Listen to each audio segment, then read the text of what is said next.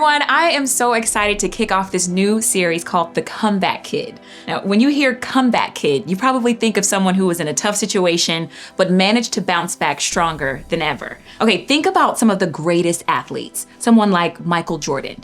You'd expect him to have been great from the beginning, right? But guess what? He didn't even make his high school varsity basketball team at first. He had a setback. But we all know how that turned out. Jordan came back and became arguably the greatest basketball player ever. And yes, I said arguably because I know that there are some LeBron James fans out there, and I'm actually one of them. But that's not the point. That's a comeback story. And then you have Simone Biles. She's the most decorated gymnast in history. But at the Tokyo Olympics, she had to step back to preserve her mental health. But what did she do in Paris? She came back and won multiple gold medals again. Another amazing comeback. So we all love a good comeback story. We love cheering for the underdog. We love when someone overcomes obstacles to do something great. So that's why in this series, we are talking about one of the greatest comeback stories of all time. A kid who was literally born next to animals, grew up in a very small town, and then became famous because of all of the good he was doing, only to be rejected by his friends and face death. But he had a comeback that has the potential to change all of our stories. Now, of course, his comeback was different, but the world hasn't stopped talking about it since. And in fact, his story can change how we think about our own comebacks. Isn't it true that maybe we all love comeback stories because we have all needed a comeback of our own? Maybe we didn't need to redeem ourselves at the Olympics, but maybe it's in school. You've been struggling, failing tests, and it feels like you can't get ahead. Or maybe things are rough at home. Your parents are splitting up, or you're feeling the pressure of trying to live up to certain expectations. Maybe a friendship is changing and you're wondering if you can get it back to how it used to be. Some of you might be dreaming of becoming the next Michael Jordan or LeBron James, but you can't seem to hit shots when they matter the most. No matter the situation, it can feel overwhelming when you feel down and out, like the world is closing in on you. And I know that I felt that way before. And when we feel that way, it's normal to look for a solution. Like if your friendship is struggling, maybe you make a grand gesture to try to win your friend back, or reject your friend before they can reject you. Or if you didn't make the basketball team, maybe you end up trying a new hobby to feel better about yourself.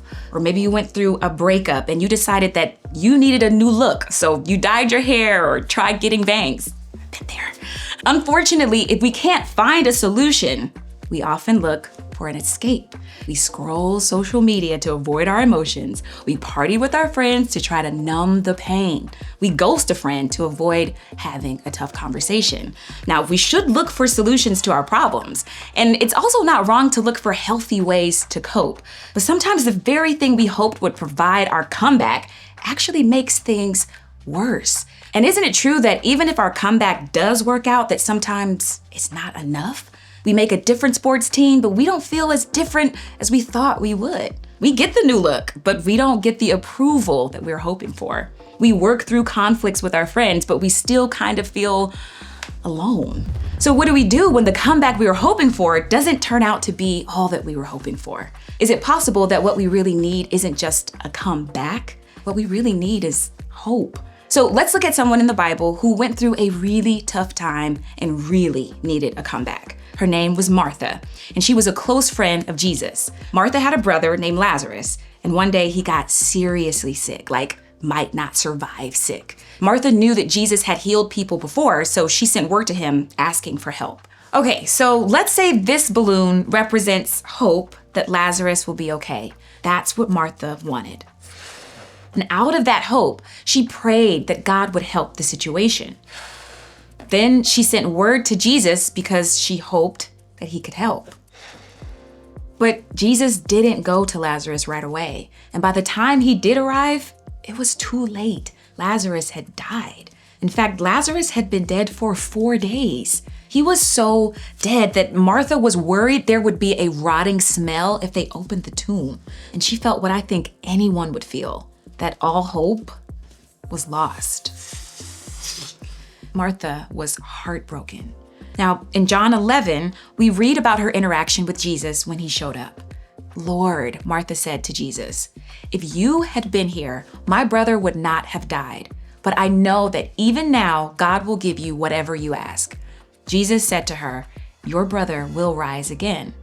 Martha answered, I know he will rise again in the resurrection at the last day. Martha was honest with Jesus about her disappointment. She was honest that she had hoped that he would heal her brother. She also seemed to still have some hope. She said that God would do what Jesus asked, but when Jesus said her brother would rise again, she revealed that her hope was in a future outcome. She believed that her brother would rise again one day, but it didn't change how heartbroken she was right then. Next, Jesus said something that changed everything. Jesus said to her, I am the resurrection and the life. The one who believes in me will live, even though they die. And whoever lives by believing in me will never die. Do you believe this? This is a big claim. Jesus was claiming to be God. And did you catch it? He said that he was the resurrection and the life. Present tense.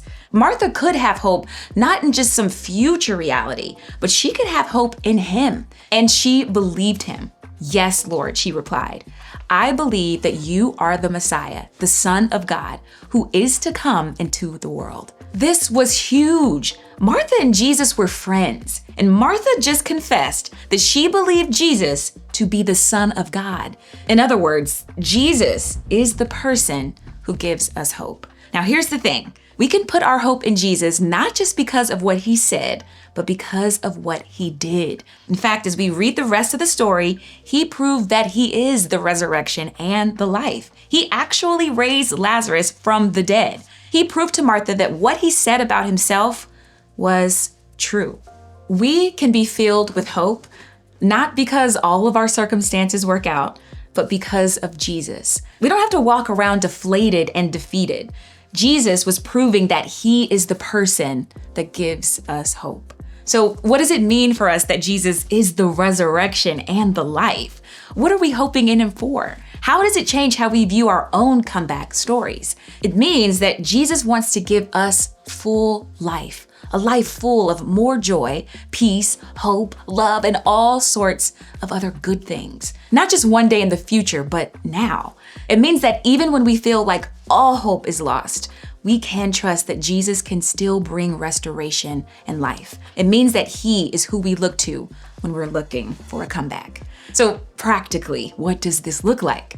Well, first, think about two questions. First, what is your hope in? Try filling in the blank. If I just had blank, everything would be okay. Now, let's be clear, it's normal to want safety, security, food, shelter, and love. And if you are concerned about having one of those things, please talk to your leader so that they can help. But sometimes when we answer that question, we learn that our hope is more like in popularity, what people think about us, a new look, or a change in our situation. That's when it's important to remember that Jesus is our hope. And second question is, how does hoping in Jesus change how you live? What actions would you take if you believe Jesus is who he says he is? Do you talk to him about the situations you need hope for? What does it look like to believe that Jesus wants to give you life, not just in the future, but today? Having hope can be really difficult, but the good news is that we don't have to look for hope alone. So after you ask your questions, take action and talk to people who can remind you to hope in Jesus. Sometimes we need help hoping in Jesus, and that's where community comes in. That's part of why we do small groups, so that you can have a group of people who can remind you to hope in Jesus. Jesus said he is the resurrection and the life, and that changes everything. When he raised Lazarus from the dead, it was more than just a miracle. It was a glimpse into the kind of hope that he offers all of us. As we go through this series, we will dive deeper into why we can trust Jesus to be the ultimate comeback kid and what that means for your life. So let's keep exploring how his story changes our stories. But for now, when you head to groups, think about your response to this question. Where do you need a comeback right now?